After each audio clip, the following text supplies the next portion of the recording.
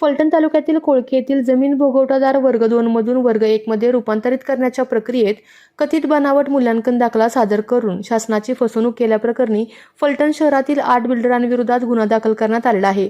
या प्रकरणी पोलिसांनी रणधीर धनसिंगराव मोहिते, राजेंद्र सदाशिव कापसे आणि विक्रम महादेवराव झांजुर्णे या तिघांना अटक केली असून न्यायालयाने त्यांना 24 ऑगस्टपर्यंत पोलीस कोठडी सुनावलेली आहे।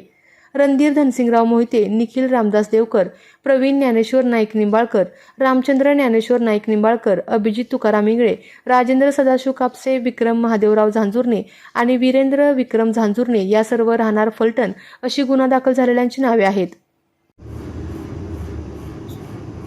11 जून 2025 ते 19 ऑगस्ट 2026 दरम्यान रणधीर सिंग मोहिते, निखिल देवकर, प्रवीण निंबाळकर, रामचंद्र निंबाळकर, अभिजित इंगळे, राजेंद्र कापसे, विक्रम झांजुर्णे आणि वीरेंद्र झांजुर्णे या सर्वांनी मिळून संगनमताने कोळकी येथील सर्वे नंबर 71/1/5 मधील 1 एकराचे क्षेत्र या क्षेत्राचा रणधीर धनसिंगराव मोहिते यांनी बनावट मूल्यांकन दाखला देऊन शासनाची फसवणूक केलेली आहे।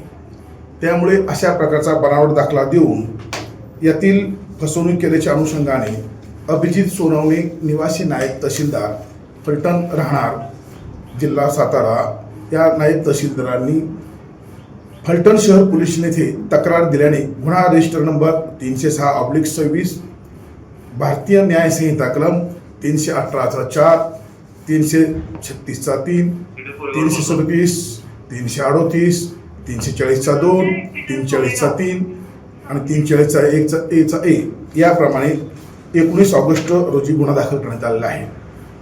यामध्ये रणधीर धनसिंगराव मोहिते, राजेंद्र सदाशिव कापसे व श्री विक्रम महादेवराव झांजुर्णे यांना अटक करलेली आहे।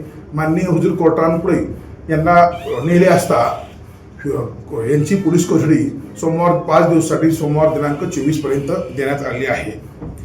या अनुषंगाने यांनी सदर बनावट मूल्यांकन दाखला करत असताना अशा प्रकारचा दाखला कुठे केला आहे, त्याचा स्टॅम्प कुठं आहे आणलेला आहे, यामध्ये इतर कोणाचा रोल आहे का याचाही आम्ही तपास करत आहोत। तसंच या अनुषंगाने अशा प्रकारचे यांनी इतर काही गुन्हे केले आहेत का, त्याच्या इतर काही बिल्डर्सनी गुन्हे केले आहेत का या अनुषंगाने आम्ही अधिक तपास करत आहोत। तसेच यामधील निखिल देवकर, प्रवीण निंबाळकर, रामचंद्र निंबाळकर, श्री अभिजित इंगळे आणि वीरेंद्र झांजुर्णे हे 5 आरोपी फरार झालेले आहेत।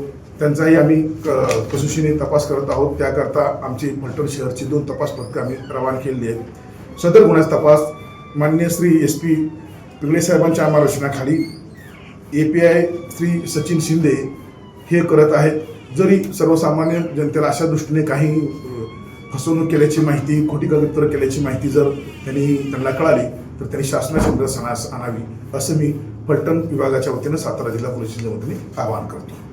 आपल्या तालुक्यातील जिल्ह्यातील बातम्या सर्वप्रथम पाहण्यासाठी आजच सातारा न्यूजला YouTube चॅनलवर सबस्क्राईब करा, लाईक करा, शेअर करा आणि बेल आयकॉन प्रेस करायला विसरू नका।